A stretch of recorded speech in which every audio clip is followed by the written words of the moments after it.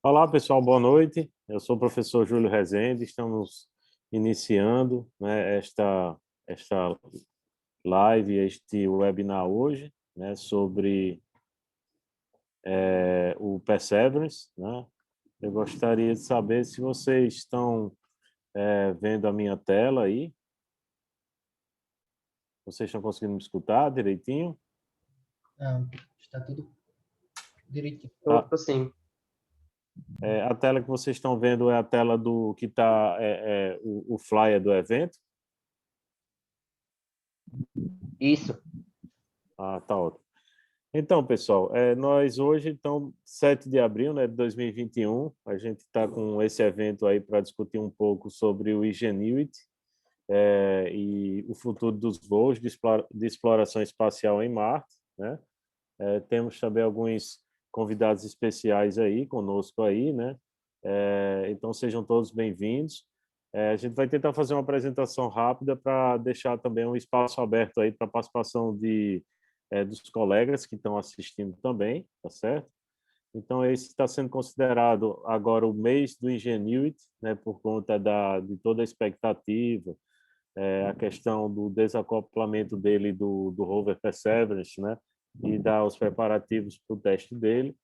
Então, está sendo um mês, um momento bastante especial e nós temos outros anúncios para realizar, como nós estamos organizando esse evento aqui, o Yuri's Night Brasil. Esse evento ele acontece internacionalmente em vários países, né? E ele sempre comemorando a questão da exploração espacial, o voo de Yuri Gagarin, né? E essa edição ela tem uma importância especial porque agora, dia 12 de abril, nós estamos comemorando a questão dos 60 anos do voo de Yuri Gagarin, né, da exploração dele, da caminhada espacial que ele fez, a primeira atividade extraveicular, né, que foi realizada. E então isso tem uma importância especial, né? Então, nós temos nesse evento a participação do jornalista Salvador Nogueira, né, que é um colunista da Folha, e ele vai estar participando conosco. Então, esse é um evento bem informal, como se fosse uma festa mesmo. Se assim se a gente não tivesse um momento de pandemia, a gente estaria indo para um bar, um restaurante para fazer essa comemoração, mas por conta da pandemia, essa edição aqui no Brasil e em outros locais também, essa edição ela está ocorrendo virtualmente. Então, assim, nós já tivemos participando de outros eventos desse formato virtual, então o pessoal traz um copo de refrigerante, um copo de cerveja, um vinho, né, para durante o evento, durante o bate-papo, tá se divertindo também. Então, a ideia é que esse evento aqui na sexta-feira seja bem divertido, né? Outros anúncios, né, a nossa programação. Então, vou estar falando aqui sobre o histórico da pesquisa e desenvolvimento do Ingenuity. Também Vinícius Silva vai estar falando sobre a importância estratégica. João Anderson Costa vai falar sobre as características e as tecnologias de suporte do Ingenuity. Del Mary vai falar sobre o voo. E eu vou complementar aqui sobre a questão do futuro do helicóptero e de outros veículos, certo? Então, vocês entendam isso, não é uma apresentação que tenha conclusões sobre esses temas que a gente está trazendo. Na verdade, são pontos para a gente pensar e a participação dos convidados hoje aqui é importante para vocês estarem complementando esses pontos que a gente está trazendo também, tá certo? Então, não é uma conclusão, são alguns pensamentos, algumas considerações que a gente está trazendo para a discussão, certo? Então, iniciando aqui as apresentações, então, nós temos aqui um pouco sobre o histórico da pesquisa, né, que foi desenvolvida até então, né, sobre o Genuity. No caso, nós queríamos destacar também as missões que tiveram no ano passado para exploração de Marte, né, no caso, a sonda Hope dos Emirados Árabes. Todas essas missões elas foram lançadas no mês de julho do ano passado. A Tianwen, que leva um rover também, mas eu não tenho informação ainda sobre a questão do movimento, né, desse rover para o pouso dele, então ele ainda está acoplado ao satélite, né, e aí circulando o planeta Marte e preparando o melhor momento para a aproximação e realmente a chegada do rover a Marte, né? E a missão Mars 2020, que no caso que é a missão do Perseverance, que no caso pousou no dia 18 de fevereiro. Então essa data aqui do Tianwen não foi confirmada, tá? Que era a previsão era 10 de fevereiro, então a informação que eu tenho é que ele continua ainda sem realizar o pouso. Então aqui tem algumas imagens para ter ideia do porte do Perseverance, né, que levou em sua barriga o helicóptero Ingenuity, né? Aqui tem algumas informações aqui comparando é, o Perseverance e o Curiosity, né? Então ele uma das curiosidades aqui é que ele é o Mars 2020, o Perseverance ele é 6 vezes mais rápido do que o Curiosity. Então tivemos em julho o lançamento, né, do rover Perseverance e do Ingenuity. Aqui tem a questão dos componentes, né, que compõem, esses componentes, então, eles estiveram viajando integrados até o planeta Marte. Outra coisa interessante é que o sistema elétrico, né, o sistema de energia, né, que ele funciona, né, com suporte de uma bateria nuclear, né, utilizando o plutônio 238, né, para gerar parte da eletricidade do rover, né? Então, aqui os estágios que foram realizados para o pouso do Perseverance. Aqui, essa foto ela mostra um pouco, assim, os pesquisadores aqui, a equipe em torno do disco, né, o escudo de proteção de calor do Perseverance. E então dá para ver um tamanho, né, porque a gente acha que é uma coisa pequena e quando vê em escala a gente vê realmente que não é algo pequeno, né, é algo mais ou menos do tamanho de um veículo SUV, né, e ele pesa em torno de 3 toneladas, né. Algo interessante é que ele levou um chip, né, com dados de várias pessoas que se cadastraram no site da NASA, né? As pessoas receberam uma espécie de um board pass, né, um cartão de embarque, confirmando que o nome dela estava escrito para ser transportado nesse chip para Marte. E aqui foram assim os momentos, né, dessa jornada, né, o lançamento em julho e agosto, uma viagem de 7 meses, um pouso em fevereiro desse ano, e a partir de então nós já temos aí em torno de 60 dias então março, já temos em torno de 50 dias, né, de missão, exatamente 50 dias de missão do rover Perseverance, né? Algumas características que vão ser mais explicadas aí nas demais apresentações. Aqui, no caso, a área, né, conhecida como a cratera Jezero, e esse local ele foi escolhido por conta dele apresentar semelhanças de ser a foz de um rio, né? E que possivelmente esse rio ele tenha matéria orgânica que possa ser identificado nesses estratos minerais no solo, tá certo? E aqui nessa imagem já é uma imagem real que foi feita, né, da cápsula após a desconexão, né, da cápsula no caso, o rover, né, e aqui ele indo em direção ao solo marciano, né? Aqui já o pouso, né, ele já no solo e também já destacando a presença do Ingenuity aqui no solo marciano, né? Então, o pouso dele aconteceu agora dia 18 de fevereiro, né, que eu já tinha dito, e o Perseverance, ou descobriu o Ingenuity, esse movimento de deixar ele no solo foi agora nesta última semana, né? Aqui são os objetivos do rover Perseverance, né? Ele é pesquisar informações geológicas, aspectos da astrobiologia e também captura de amostras, né, do solo, né? Alguns objetivos do rover, né? Então aqui nós temos a imagem do Ingenuity, é aqui o teste do Ingenuity. Então, uma das características dele é que ele tem, enquanto que um helicóptero normal, as hélices, elas têm uma rotação de uma média de 400 movimentos por minuto.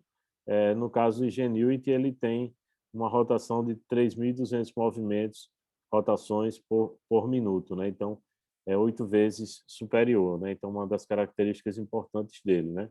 Aqui destacando como é que ele foi transportado, acoplado na barriga do rover. E aí, isso era um pouco que eu gostaria de trazer inicialmente, e aí então passo a palavra para Vinícius, ok? Vinícius Silva, que vai estar falando sobre a importância estratégica do Ingenuity. Bom, boa noite, pessoal. Meu nome é Vinícius. Sou aluno do curso em mineração pelo IFRN Senat. Vou falar um pouco para vocês sobre uma das partes mais importantes do Ingenuity, que é a questão de ele não ser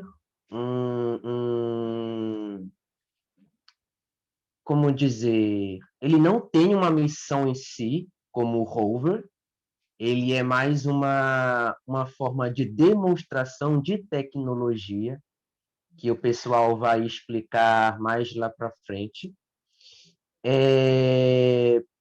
Outra coisa também bastante interessante é que o seu primeiro voo vai ser bem rapidinho, ele não vai fazer nada muito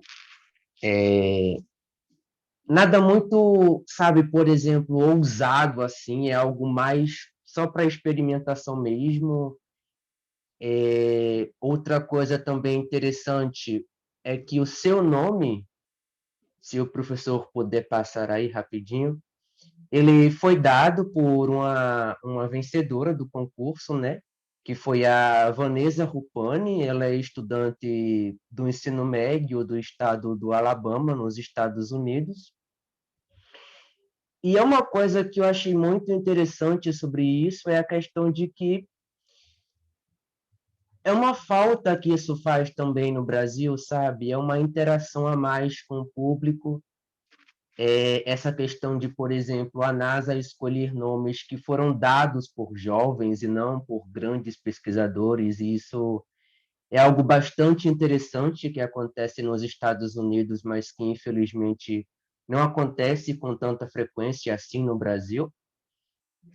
E Ingenuity, muita gente leva ao pé da letra e já traduz para ingenuidade.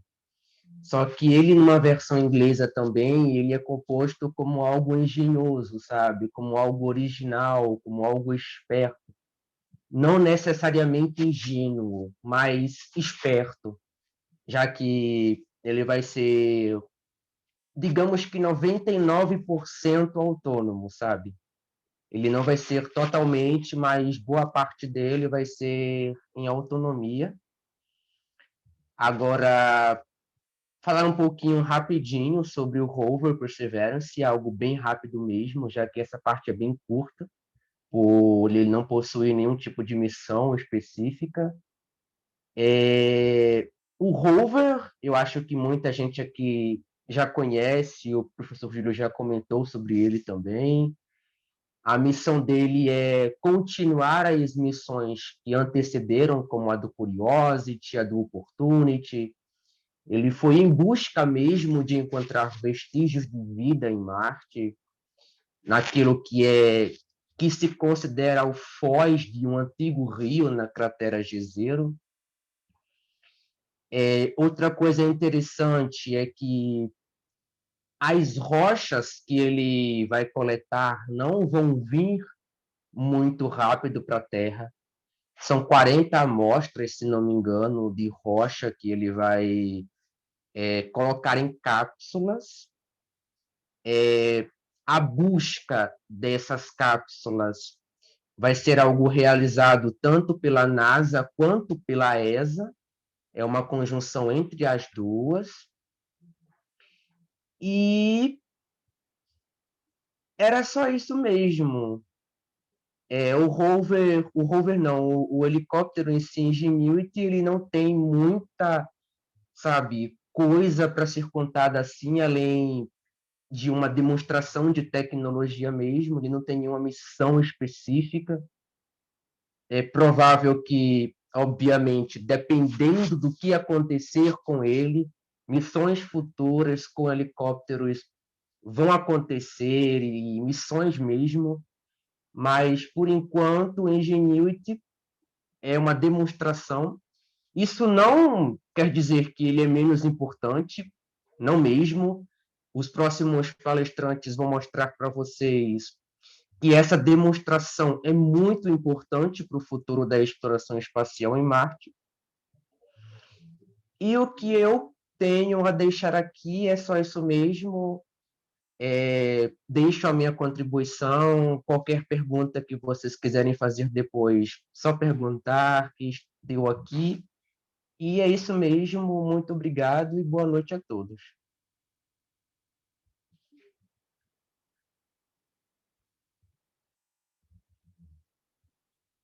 Ok, então vou convidar o João Anderson para iniciar a sua apresentação. Boa noite a todos. Meu nome é João Anderson e eu estou aqui para falar de algumas características e principalmente as tecnologias que foram empregadas no Ingenuity. Eu sou extremamente fã e apreciador da engenharia e das áreas robóticas da engenharia. E quando eu vi o Ingenuity pela primeira vez, eu fiquei simplesmente fascinado. Um projeto que visava voar pela primeira vez fora da Terra, em uma superfície totalmente diferente, com atmosfera diferente, gravidade diferente. E por isso eu me dispus a falar sobre essas características aqui hoje. Bem, as características básicas dele, como peso, a largura e a potência, podem ser até ignoradas por alguns, mas elas são muito importantes. Por exemplo, podemos notar que ele é bem leve, principalmente quando levado a Marte, que tem uma gravidade 1/3 da Terra, mais ou menos. E isso é justamente para que ele consiga voar por lá. Sua largura também, que é suas hélices de ponta a ponta, que eu vou comentar mais adiante, é muito importante. Se você comparar essa largura com a largura de um drone necessário para voar na Terra, ela é muito maior, justamente pelas dificuldades de voar em Marte. E como podemos ver, algumas partes principais dele, como as pernas e as hélices, foram feitas de carbono, justamente por aumentar a durabilidade das peças e diminuir o peso. Pode passar, professor. Quando falamos de hardware de suporte, os principais para ele, inicialmente, foram, sem dúvida, o próprio rover Perseverance. Pois foi nele que ele foi, claro. No início, quando ele chegou lá, o rover alimentou o próprio Ingenuity, carregou suas baterias completamente, o que inicialmente foi muito importante, já como eu vou mencionar adiante, ele necessita de aquecimento interno, o que consome muita energia. E nos primeiros dias lá, foi o rover que forneceu essa energia inicial para que ele pudesse se aquecer. Além disso, a estação base do Ingenuity, ela vai ser muito importante mesmo depois do desacoplamento que aconteceu, pois por ela o rover vai se comunicar com o Ingenuity e vai fazer a ponta de comunicação do Ingenuity com a Terra. Além de que o próprio rover vai acompanhar os primeiros voos do Ingenuity com sua câmera para demonstrar, para enviar à Terra e ver como está indo o progresso do voo. Pode passar, professor. Bem, aqui eu coloquei a base da anatomia do Ingenuity, que são todas as partes elencadas principais por ele, que está no próprio site da NASA do Ingenuity. Eu compartimentei essas partes, eu vou falar cada uma a seguir. Pode passar.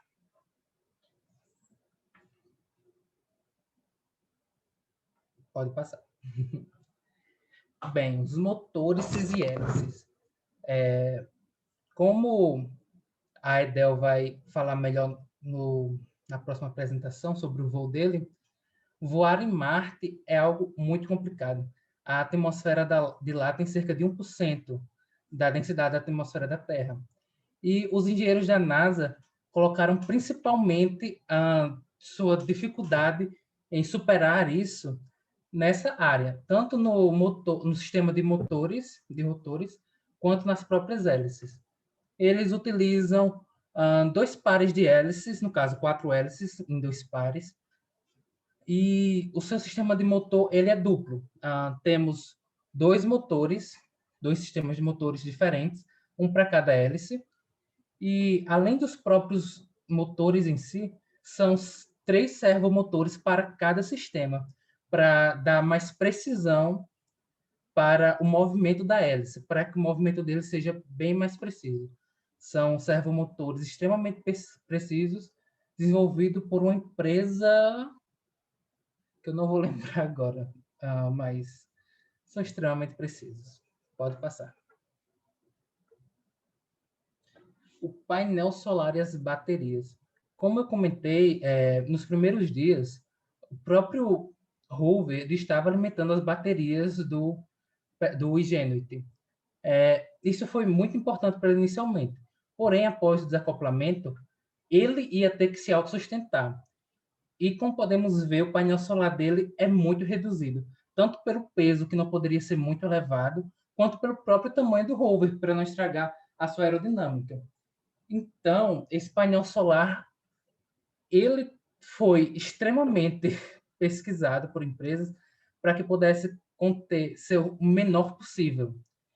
E para conseguir carregar as baterias do Perseverance, que precisam de várias áreas, tanto para o seu sistema de aquecimento, que eu vou falar ainda, que é muito importante para ele, quanto as outras partes, os motores, e exatamente por isso que ele aguenta só até 90 segundos de voo completo. Pode passar. Essa foi uma das partes que mais me surpreendeu. Como o Vinícius falou, o Ingenuity, ele não é um projeto realmente como um rover. Ele não está lá para coletar dados científicos. Então, a equipe da NASA decidiu utilizar tecnologias comerciais na sua confecção, utilizando um sistema, um processador da Qualcomm Snapdragon, o Snapdragon 801, que é um processador comum em celulares de ponta, admito, mas é relativamente comum. Além de que, tanto as câmeras quanto alguns sensores que tem no próprio rover, sensor de altitude e de giroscópio, geolocalização, também são comerciais e comumente utilizados em celulares. Câmera de 13 megapixels para captar fotos dos voos e uma câmera preto e branco para localizar o próprio Ingenuity durante seus voos.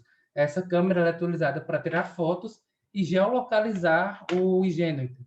Ele vai se guiar através do processamento dessas fotos da câmera preta e branca. Pode passar.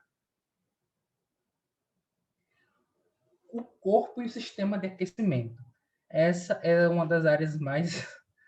Outra das áreas mais importantes. Eu falei isso em praticamente todas as áreas, mas como um projeto desse tamanho, como o primeiro voo fora da Terra, são muitas partes importantes.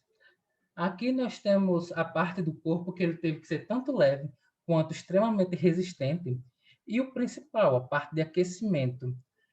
Como sabemos, as noites em Marte elas são extremamente frias, podendo chegar a menos 90 graus Celsius. E isso acaba com qualquer equipamento eletrônico que não esteja bem, que não consiga suportar esse frio intenso. Então, o sistema de aquecimento foi extremamente necessário para a sobrevivência do próprio Ingenuity.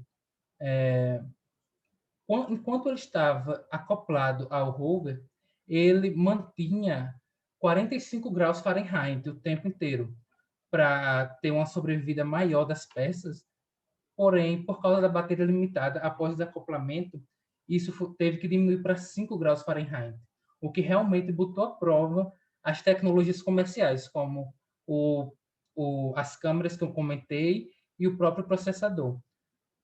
Por causa do frio extremo, eles tiveram que testar isso na Terra, claro, e durante os testes foram todos bem-sucedidos.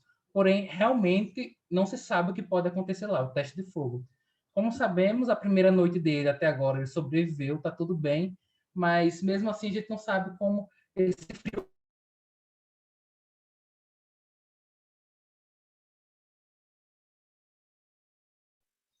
Obrigado, João. Vou convidar Edel Nery. Oi, professor. Convidar a Edel, então, para fazer a apresentação dela. Obrigado. Boa noite, pessoal. Eu vou falar sobre o voo, vou comentar as etapas do voo do Ingenuity. Aqui já foi falado que é o primeiro voo, né, com motor na atmosfera extremamente fina de Marte, e é uma demonstração de tecnologia, né, seria o primeiro voo motorizado em um outro mundo, né. E nisso ele pegou carona no Perseverance, né, e a primeira etapa seria sobreviver ao lançamento, que a gente viu que ocorreu tudo conforme, né, e ele foi projetado, como foi comentado anteriormente, pequeno e leve justamente para tentar, né, voar de maneira controlada em Marte, que é mais difícil voar em Marte do que voar na Terra, devido Marte ter aproximadamente cerca de 1/3 da gravidade da Terra e sua atmosfera ser mais densa, apesar de ser um pouco mais densa, mas ela é mais densa. Pode passar, professor. Então, aqui fiz um rol de imagens para comentar, né? Essa primeira imagem, começando da esquerda superior, que aí foi o pouso, né, do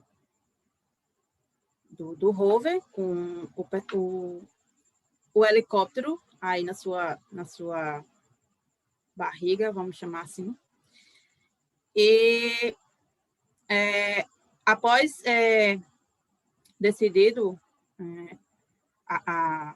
onde seria o pouso, né, foi necessário encontrar um local que fosse um campo de pouso, né, que pudesse servir como um campo de pouso, que seria uma área que fosse plana, né, que não pudesse, que fizesse com que tanto o rover quanto o helicóptero eles ficassem bem posicionados, né?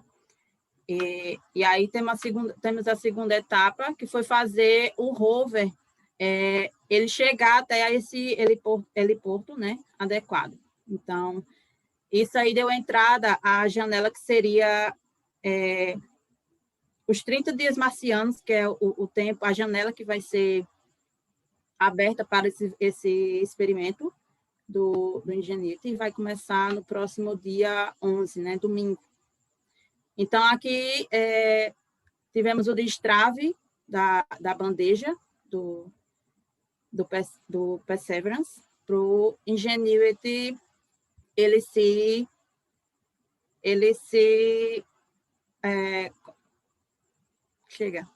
destravar, né?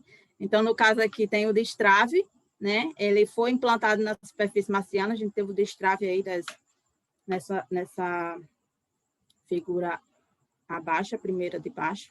Então, teve o destrave, né,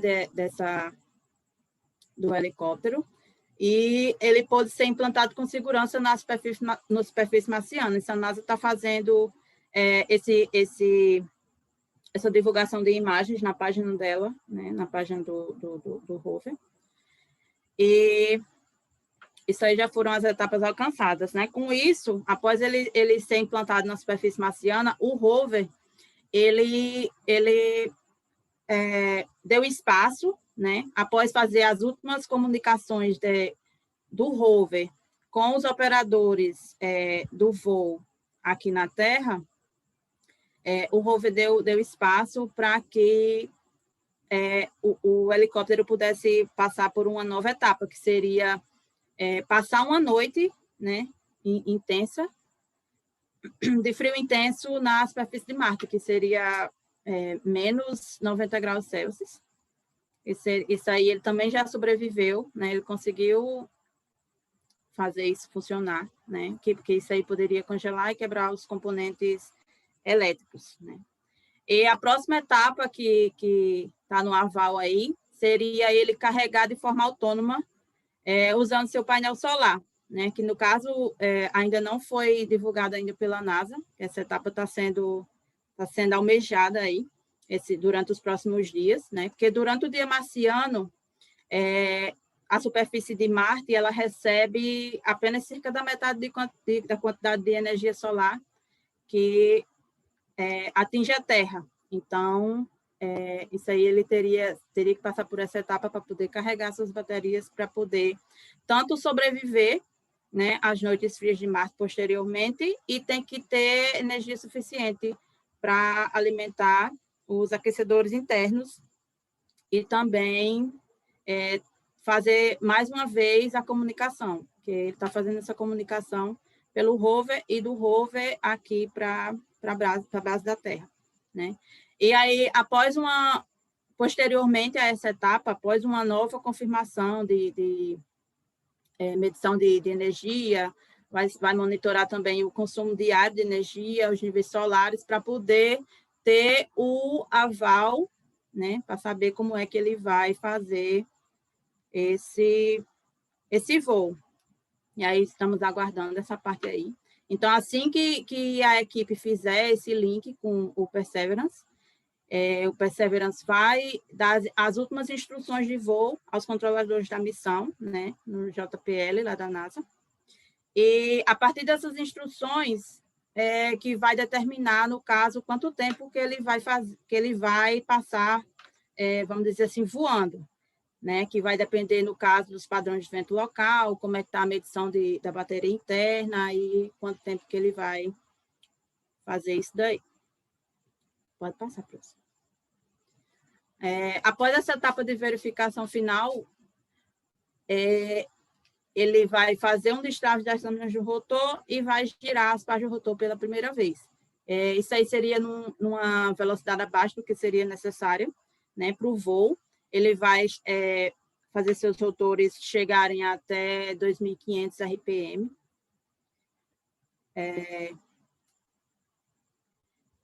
Mas vai ser ainda na superfície.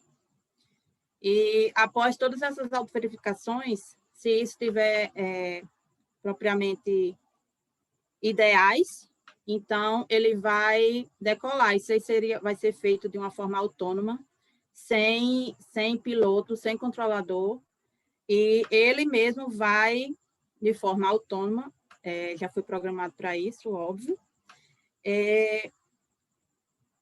Após toda essa verificação, se as condições estiverem ideais, então ele vai girar as pás do rotor em alta velocidade. A velocidade planejada seria acima, né, de 2.400 RPM, que isso aí seria para vencer a sustentação, que a sustentação, como a atmosfera é muito fina, então a densidade ela é muito baixa, e a sustentação se dá a partir da densidade, né? É uma relação de densidade e velocidade. Então, para vencer essa densidade dessa atmosfera fina, então é necessário, por isso que seria necessário essa alta velocidade. Então, após isso, ele vai decolar pela primeira vez e voar autonomamente, né? O planejado é ele subir 1 metro por segundo, né? E vai parar a 3 metros da superfície, ficando entre 20 a 30 segundos parado, e depois ele vai descer e voltar à superfície marciana. E após tudo isso, contando que tudo isso ocorra de uma forma que funcione, né? Então, após ele aterrissar, ele vai fazer outro contato com o Perseverance, e o Perseverance vai fazer um downlink desse conjunto de dados, né, de engenharia, as características do voo, imagens da câmera e vídeos, que ele tem duas câmeras, né, uma que ele vai fazer as imagens na horizontal, né, para ver o horizonte de Marte, e ele tem outra câmera embaixo, que é justamente para pegar essa visão de cima para baixo.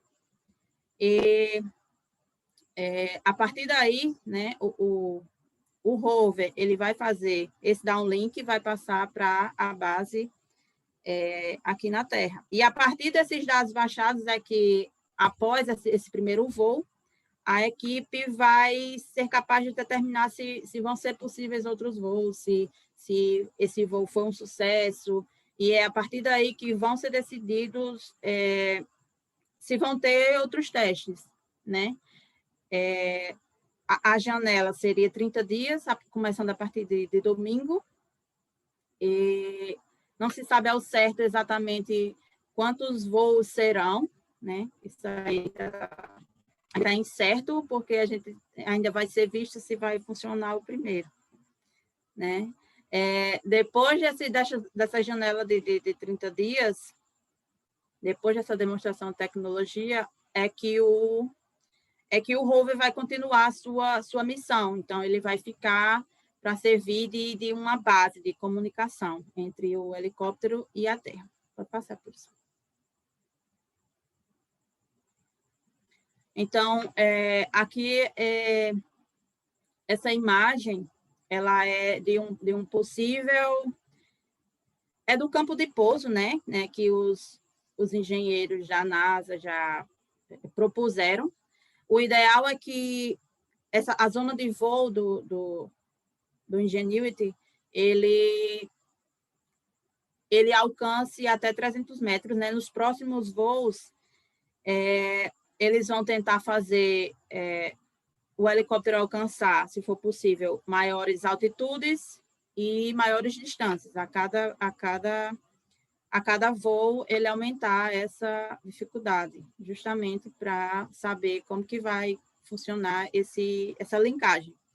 Então, teria o campo de voo, né, que seria a área onde o helicóptero ia decolar e retornar, e tem a zona de voo, que o alcance seria na faixa de até 300 metros. Né? E pode passar, professor. Aqui seria o campo, aqui seria uma imagem que foi feita pelo orbitador, né, que a gente tem, essa imagem é real, e é onde a equipe do Ingenuity fará os voos de teste, né? Aí seria onde o local de pouso do rover, né? E aí seria até onde ele foi, né? Ele caminhou, de certa forma.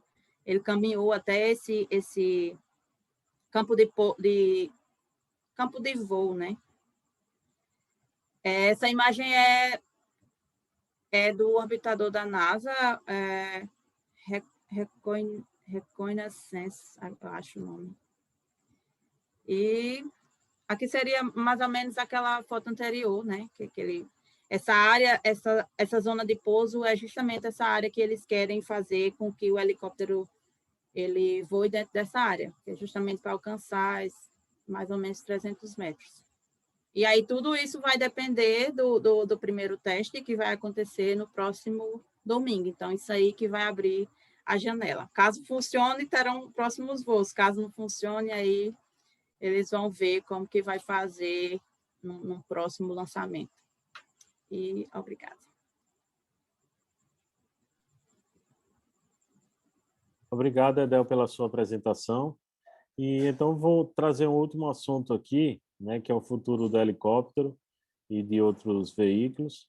Então isso assim, existe algumas pesquisas em andamento, como aqui um exemplo de asa voadora, né, um conceito de asa voadora. E aqui eu encontrei aqui uma mais antigo, isso aqui, né, dizendo uma referência de 2015, né? Dizendo que isso pode se tornar o primeiro aeroplano, né, de Marte, né? Então, alguns protótipos, assim, só para a gente ver que tem outras pesquisas sendo desenvolvidas.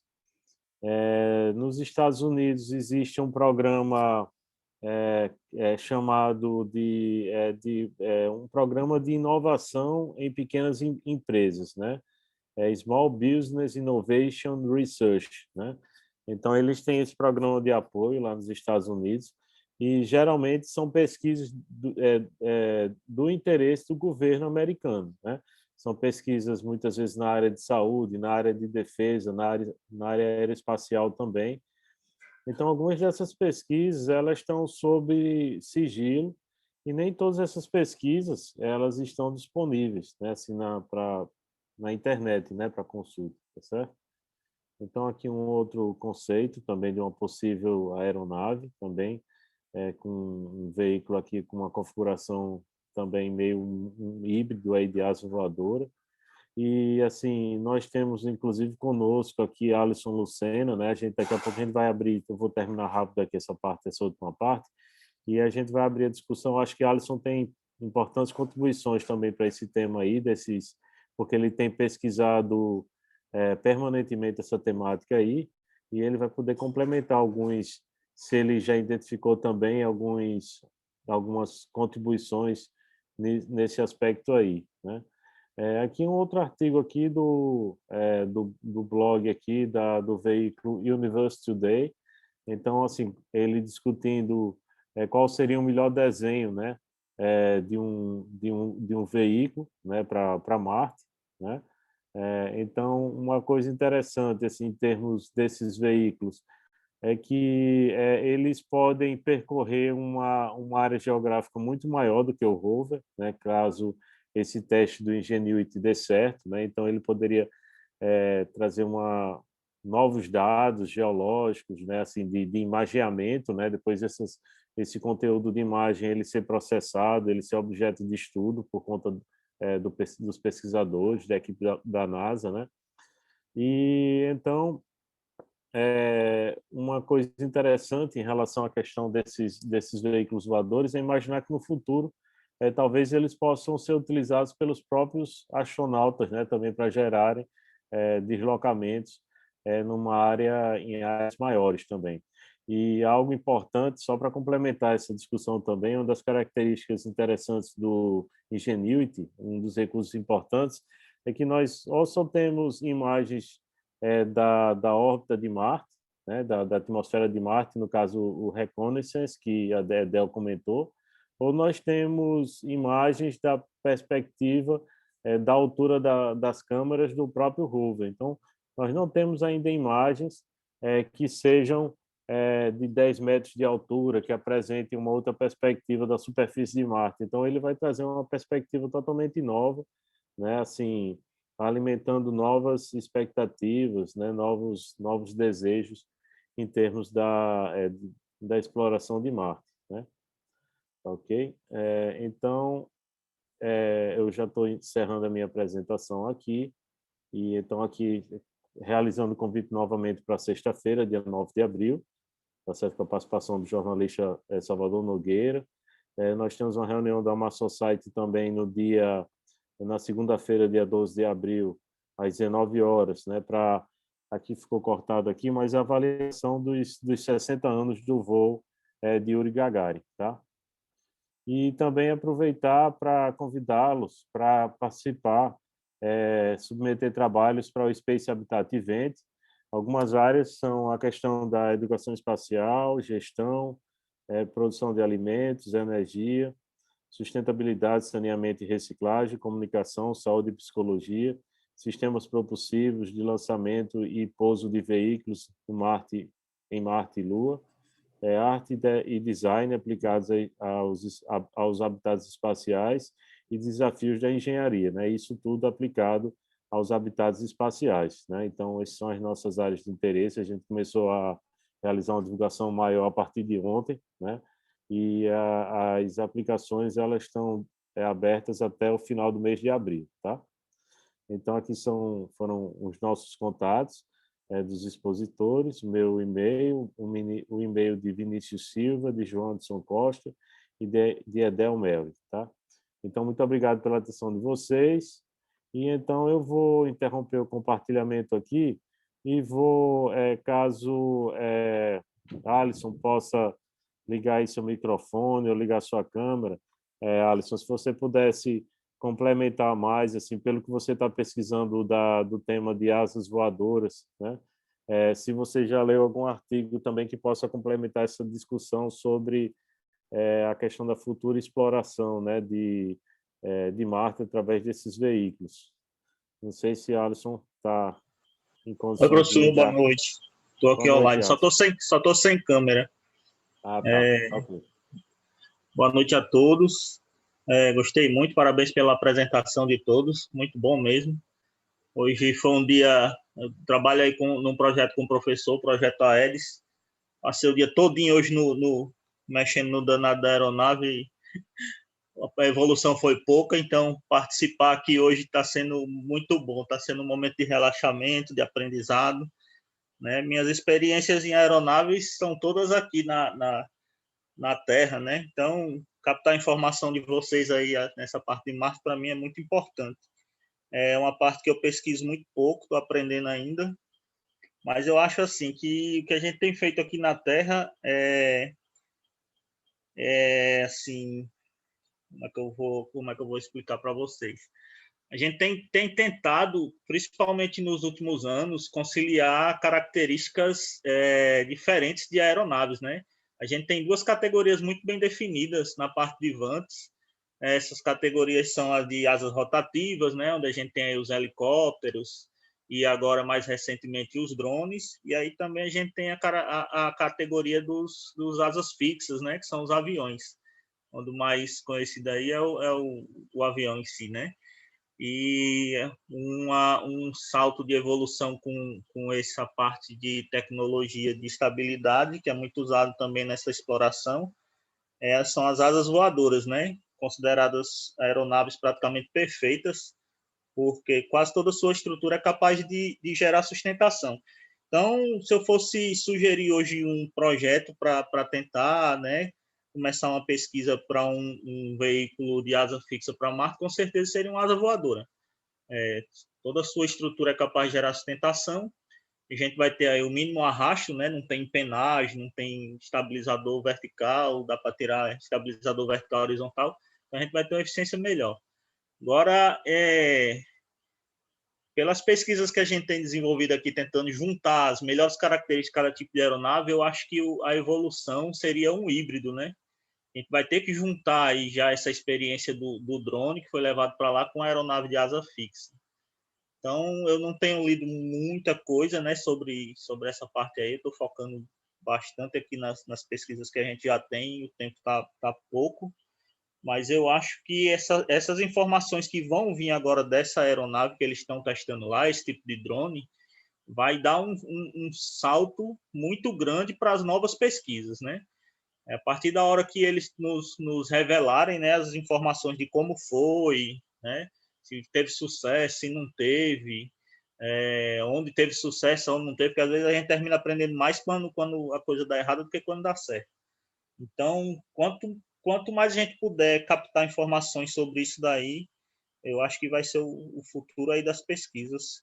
Eles, não sei como é a divulgação das informações deles quanto sucesso de voo, né? E assim, até alguns dados, se eles disponibilizam isso daí, seria interessante para a gente poder avaliar e até para dar um pontapé inicial, né, no desenvolvimento de algum tipo de aeronave.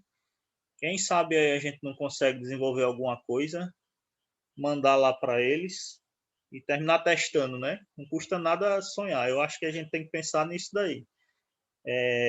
Captar o máximo de informação, dar um pontapé inicial em algum projeto de algum tipo de aeronave, talvez já pensar em alguma coisa aí, né, na forma híbrida, né? E tentar contato aí para botar para funcionar. Então seria isso daí. Parabéns a todos aí mais uma vez.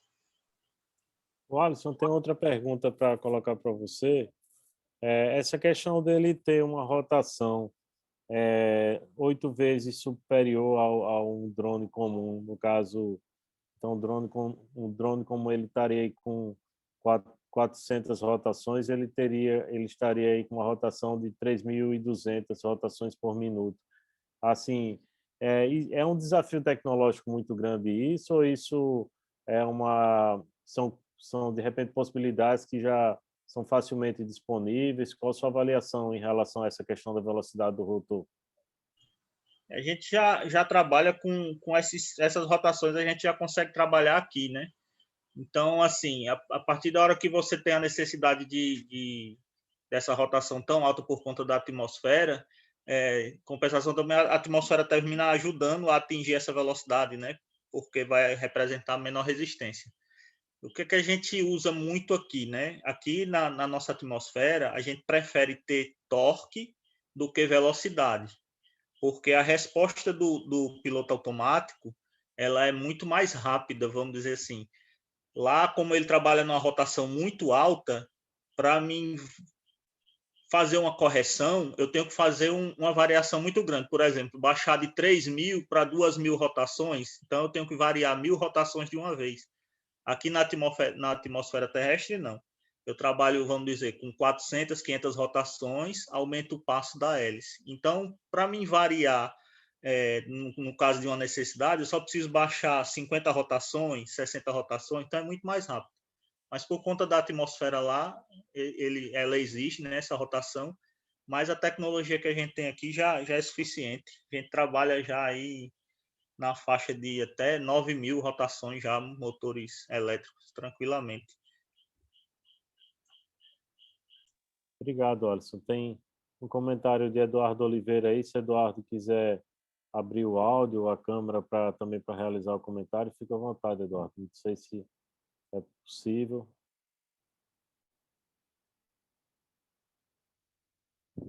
Mas o Eduardo estava... Oi, pode Aqui entre continuar, esse... Eduardo. Não, peço perdão, é que eu estava trabalhando agora e só consegui entrar na hora que o evento já estava acontecendo, né? O que é uma pena, porque é justamente um tema que me interessa muito. Eu sou da área aeronáutica, eu tenho 3 especializações técnicas na área de manutenção, e assim, acompanhar, né, agora o desenvolvimento, não acompanhar o desenvolvimento, né, mas acompanhar o desenvolvimento em termos de notícias do Ingenuity que está acontecendo agora, para mim, é uma loucura, né? Então, eu sempre fui apaixonado por aviação e astronáutica, e agora esse é o mais próximo que a gente está vendo da união dos dois. Pô, a gente tem um Vant, entre aspas, um helicóptero em outro planeta. Isso é uma coisa que... Meu avô também é apaixonado por aviação, essas coisas.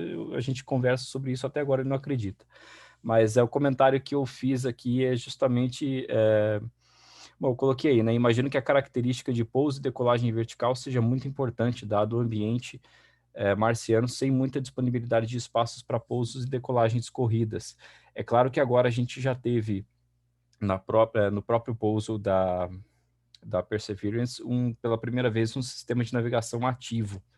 Foram carregados mapas da região onde a Perseverance ia pousar, e durante a entrada na atmosfera, na hora que o escuro de calor se soltou, houve câmeras que fizeram um mapeamento do local e puderam direcionar para onde exatamente a sonda pousaria.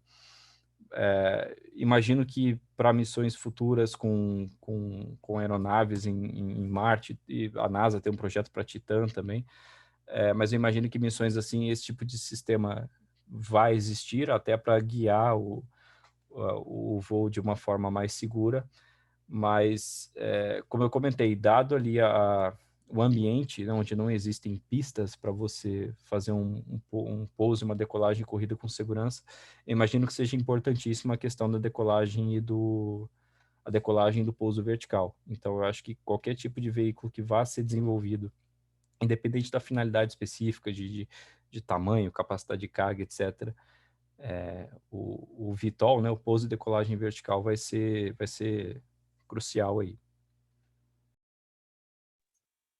Assim, a gente imagina que eles realizaram vários testes lá na Jet Propulsion Laboratory, mas qualquer erro, né? Assim, imagina que está bem calibrado, né, o equipamento, mas qualquer erro Eu não sei se teria risco de dar uma capotada aí, então, se isso acontecer, quer dizer, ele é destruído, né? Porque vai bater com a hélice no chão, né? Então, assim, essa estabilidade dele, né? Ela tem que ser muito bem programada, né? Para que esse casamento aí de hardware e software, né? Para que não ocorra nada de errado aí nessa fase de testes, né? E então, pessoal, a gente abre a palavra aí para vocês aí, os próprios expositores aí, também os outros colegas que estão por aqui, o outro Eduardo, que está também conosco, o Pedro, né? Douglas, Então, boa noite, Rony, pessoal. boa noite. Eu tenho um tempo da Segunda Guerra, né? O pessoal estava fazendo aviões infláveis. Quer dizer, para transportar daqui para lá, isso aí seria muito bem-vindo. Como é que vocês imaginam que isso seria possível lá? Se isso seria, considerando que lá a densidade é maior, então não haveria tanta oposição da atmosfera às asas, elas não precisariam ser tão robustas, né? Se acham isso viável. Eu acho interessante, Rafael, a ideia aí, né? Porque ele, por conta da atmosfera, né, a gravidade ser 1/3, teoricamente, ele teria uma condição de flutuabilidade maior, né? E talvez isso tendo uma boa integração aí com os rotores, né? Isso poderia ser um modelo interessante, eu acredito, para ser testado, né? E até em termos de tamanho, né? Também como você colocou, né? Já que é inflável, né? Eu acho que agora interessante, assim, porque todos esses, o que eu percebo da NASA, né? Seja o Ingenuity ou o Perseverance, é que eles devem realizar muitas simulações computacionais desses inventos deles, né? Então, assim, precisaria realmente de muito teste computacional, né? Para ver como é que seria o comportamento disso, né?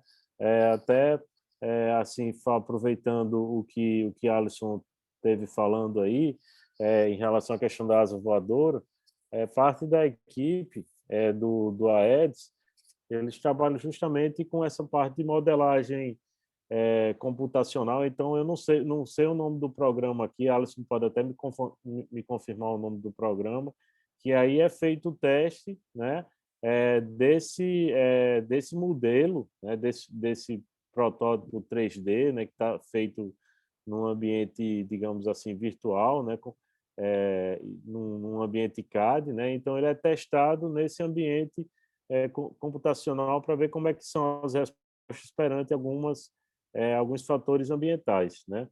Então, esses são alguns softwares que são muito utilizados na engenharia. Vocês podem até me corrigir aí, comentar aí quais seriam alguns desses softwares, né, que poderiam estar sendo usados para realizar esses testes computacionais, né, reproduzindo um possível ambiente marciano, considerando gravidade, vento, né, e o teste desses veículos inserido nesse ambiente computacional. Aí vocês podiam até, quem for da engenharia, né, o Alisson está respondendo aqui, qualquer software de elementos finitos, né? Então, aí teria que realizar esses testes aí, e para a publicação de artigos, né, assim, na parte da pesquisa, muitos trabalhos são referentes assim, a essa discussão teórica e de testes desses modelos nesses ambientes computacionais, né? Então, isso aí é uma coisa bem interessante, porque a gente vê muitas pesquisas, né, artigos, explorando essas simulações, né, que são feitas nesses ambientes computacionais, né? Um comentário sobre o que Rafael falou. Será que não seria colocar essa parte de um objeto inflável junto com o rotor? Isso aí será que não dificultaria o controle, por exemplo? Que, no caso, poderia ficar mais fácil dele vencer, no caso, a sustentação, né, em si, mas eu acho que talvez dificultaria o controle dele. O que você acha? Ou não? Se vocês tiverem curiosidade para verem, eram aviões mesmo, com asas normais, um avião totalmente normal, regular, né? No formato normal de qualquer avião que nós conhecemos, só que inflável. Então, as estruturas de controle eram as mesmas. O mínimo necessário que era rígido, né? Como só realmente as superfícies de controles que eram rígidas. O restante era totalmente inflável. Eu acho que a partir daí desse primeiro voo é que vai ser possível determinar. Por exemplo, porque no caso tem tanto o vento, né? Que não sabe como que está acontecendo lá, e em relação às tempestades de poeira, né? Que também poderia, eu estava olhando que poderia ser um fator fulminante em relação ao voo da aeronave. Isso aí poderia dificultar bastante nisso aí. Eu vi também, tem um estudo, já o pessoal já, tipo, como se não fosse dar certo, eu vi um estudo sobre propulsão com luz solar, que poderia vir a ser utilizado. Não sei se alguém já viu, queira comentar, que seria através de sensor, com nanotubos, e seria propício para se utilizar em atmosfera rarefeita, né? No caso, eles queriam colocar... No caso, isso aí eles fizeram simulado. São discos que são sustentados pelo ar rarefeito, né? Através do calor da luz solar. Tipo levitação, empurrão de laser, essas coisas. Ideia interessante. Está sendo estudado, era esqueci o nome do lugar. Espera aí. Na Universidade da Pensilvânia. Achei agora. Uma coisa que eu vi que eu achei muito interessante de voo, né, que aí já é meio futurismo, né? Está sendo estudado em vários lugares, incluindo no próprio Brasil, né? Seria a ideia de uma aeronave que utiliza a mesma tecnologia de propulsão iônica de satélites, mas para poder voar na mais alta atmosfera, só que assim, usando o ar da atmosfera como propelente, que nem um avião, ele absorveria o ar, só que em vez de ele acelerar com combustível, ele aceleraria com força eletromagnética para gerar tipo um motor de plasma. Na prática, isso permitiria que meio que um satélite voasse bem mais baixo e por muito tempo, sem o arrasto derrubar ele. E a propulsão seria para manter a altitude, né? Para corrigir, Sim. não é isso? Sim. Só que seria uma propulsão contínua, né? Entendi. Bacana isso. Exatamente. E eu acredito que, assim, em termos de pesquisa, assim, algumas dessas ideias aí, que era uma coisa que eu já conversava com o Alisson também em relação à asa voadora que está sendo desenvolvida, que é coordenada pelo professor Dino Lincoln, lá do coordenador do projeto, é que, assim, é interessante ver uma extrapolação, né, por exemplo, esses modelos que a gente tem na Terra aqui, por exemplo, quais seriam possíveis adaptações para a exploração de Marte, né? Mas como a Edel colocou, né, é bom aguardar um pouco os resultados que vão ser gerados, né, pelo Ingenuity, né?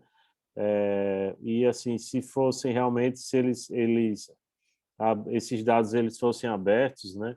Aí seria maravilhoso, né? Porque pesquisadores do mundo todo poderiam estar usando esses dados para outras extrapolações, né? Outras aplicações. Isso seria realmente uma contribuição grande assim para a ciência, né? Para as engenharias, para quem está interessado em usar esses dados para imaginar outros veículos, não é isso?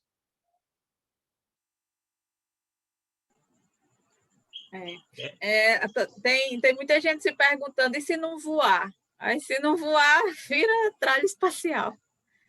Vira lixo, basicamente. Não vai ter muito o que fazer, né? Foi bem caro, inclusive. Uhum. Eu também tenho mais uma colocação a fazer, professor. Mais uma complementação da pergunta que o senhor fez a Alisson sobre as rotações dos motores. Eu acho que a grande dificuldade não é atingir a rotação em si, mas a complexidade de ter um sistema que seja pequeno e, ao mesmo tempo, não consuma tanta energia. Porque, como eu falei, tanto a célula solar ela é reduzida e, como o Edel falou, durante as manhãs de Marte, a potência solar que as células captam são 50% da Terra no dia ensolarado. Então, eu acho que a grande dificuldade seria ter um sistema de motores que seja pequeno o suficiente, leve o suficiente e que não consumisse tanta energia para a bateria e a célula solar conseguir comportar isso. E lembrando que não é só um sistema de motores, são dois. Dois sistemas de motores, além de 6 microservomotores para controlar a movimentação das pás das hélices. Então, eu acho que esse é o grande desafio, e não em si chegar à rotação. Isso, deixa eu só complementar um pouquinho aqui também, aproveitar. É exatamente isso mesmo, João Anderson. A gente tem motores, esses motores de alta rotação, a gente trabalha eles com energia trifásica, né, para poder atingir essa rotação. Então, o consumo é altíssimo, o consumo deles.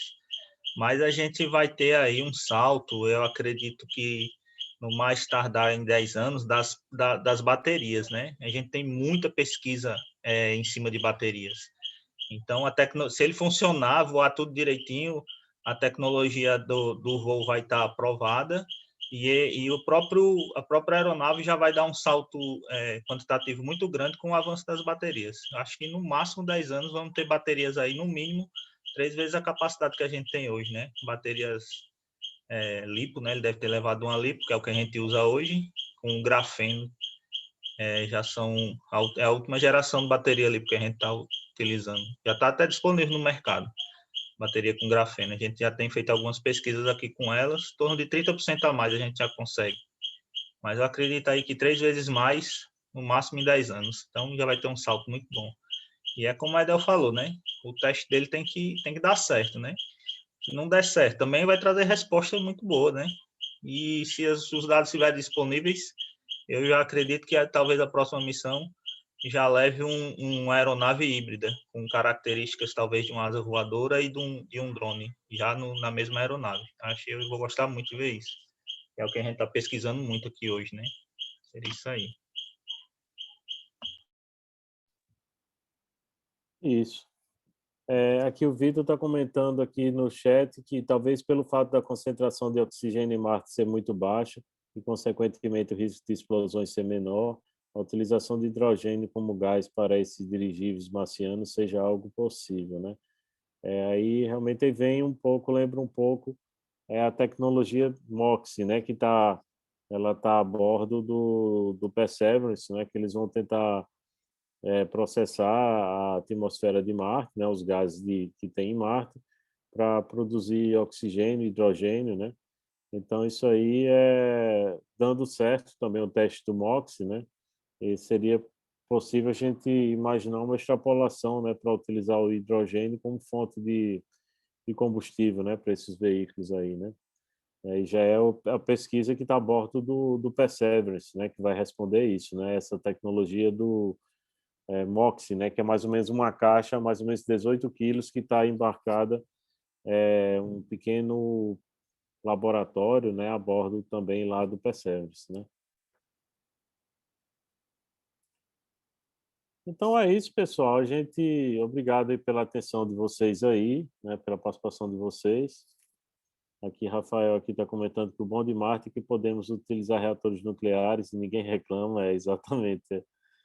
A tecnologia do Kilopower, né, que eles já testaram aqui, né, e estão considerando, né, usar a tecnologia de fissão do Kilopower, né, lá para Marte, né, para a estação marciana, né, uma futura estação marciana. Então, lá realmente não tem como fugir muito do uso da energia nuclear, né, porque No caso, algo interessante sobre o Ingenuity, que é a foto recente que eu vi dele hoje, e que a Edel teve comentando também, a placa solar que vai em cima do helicóptero, ela já está bastante sujinha, né, de poeira, né? Então imagina isso a longo termo, né? Como é que ele vai? Eu não sei, talvez até no voo, no movimento, o vento talvez limpe um pouco isso, mas na situação de pouso que ele está hoje, esses poucos dias aí, menos de uma semana, ele já está bastante empoeirado ali e vai perdendo a eficiência, né, do painel solar também, né? Então, não dá para o próprio Perseverance, eles desconsideraram o uso dos painéis solares para não acontecer com o que aconteceu com o Sojourner, né? E também o outro que eu esqueci agora o nome, né? Que eles deixaram de funcionar por conta das tempestades de poeira em Marte, né? E aí tiveram os painéis cobertos e eles deixaram de funcionar. Então é isso, pessoal. Obrigado aí pela participação de vocês. Deixa eu ver aqui, o Eduardo está complementando. Tem um estudo já de uns 20 anos sobre o balão que seria levado pelo vento em Marte, podendo controlar apenas sua altitude. Pousaria para investigar um local no solo e subiria outra vez.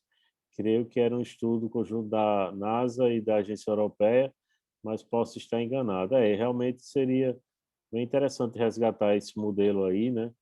Porque poderia ser um modelo bastante útil, né, para ser testado, ser mais investigado, né, e talvez trazendo outras perspectivas, né, de dados de imagem, né, já que o Perseverance, né, ele tem limitações aí em relação à tecnologia dele também. E uma pergunta que eu tenho para vocês aí, quem quiser comentar, vocês acham que esse teste ele vai ser só um mês mesmo, ou vocês acham que isso pode ter uma sobrevida, né? E quais as razões de ser um mês de teste? Qual a opinião de vocês sobre isso?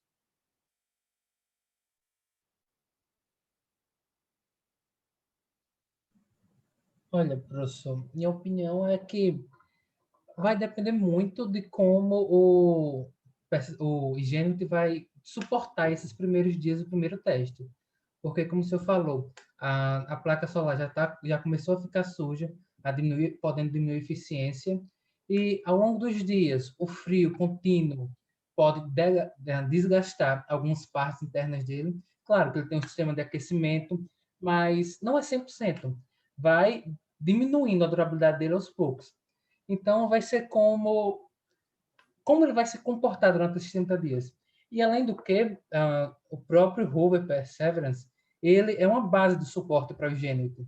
E ele tem que continuar a sua própria missão em Marte, continuar lá. Ele não vai poder ficar ali junto do Ingenuity o tempo inteiro. Então, além do quão o Ingenuity vai suportar esses dias, mas mesmo assim, o rover, que é a base de suporte para o Ingenuity, vai ter que continuar a sua missão e não vai poder ficar lá ao lado do Ingenuity o tempo inteiro. Então, eu acho que esses 30 dias que ela estipulou foi justamente para limitar o tempo que o Perseverance vai ficar ao lado do Ingenuity, vai ficar dando suporte a ele. Depois desses 30 dias, acredito que ele vai continuar a sua missão e vai deixar o Ingenuity de lado por um tempo. Que Eduardo está Eu também queria comentar, rapidinho, justamente isso que João Anderson disse. Eu acho que, assim, ele tem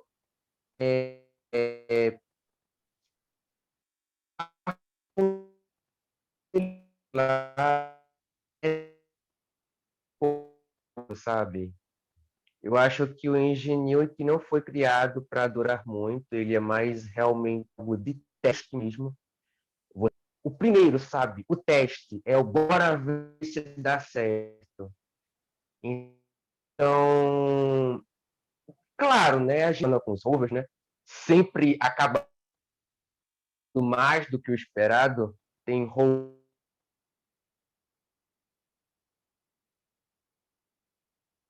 Vinícius, está cortando um pouco aí o seu áudio aí. Cortou muito.